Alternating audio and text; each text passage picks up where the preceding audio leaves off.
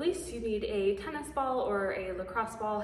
This is a small massage ball. Essentially, you're going to work in the glutes. You're going to work here in the glute med, and then also into kind of the meat of the glute max here, and glute minimus in there as well.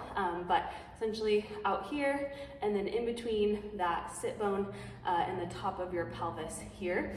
Okay, so you're going to sit on that. You can add as much cushion as you need to, but start at the top in that glute med here, okay? And you're gonna roll over on top of it as much as you can comfortably. And then from here, you're gonna kind of just work around that and see how that feels as you just put a little bit of pressure into that, sitting on it.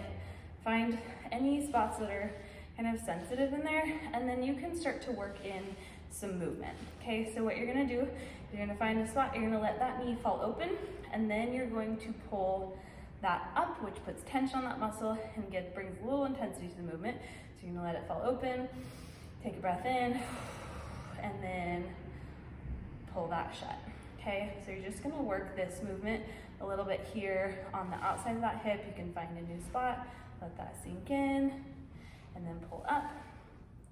You can lay back a little bit more. That's gonna get a little deeper into it, and pull up, that sink in. Okay, so you can do that a few times, and then you can work into more the middle of the glute, again, in between the kind of sit bone and the top of the pelvis here. And this movement is going to be this way. So you're gonna pull up and into that, let that sink in, take a breath, and then pull that knee up, let that sink in, pull the knee up. And you can also do this one. It's just a little bit different tension there, but you will find some tension there as you work through that.